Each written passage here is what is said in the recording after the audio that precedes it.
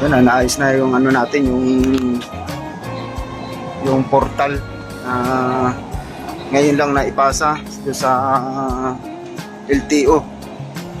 Wala tayong magagawa kung hindi ganun talaga. Hindi na save yung ating, kulang pala yung number, kaya pala hindi lumabas yung mga buong pangalan. Kulang ng number, kulang ng 80, 87 kagad na nakalagay doon, dapat may 0.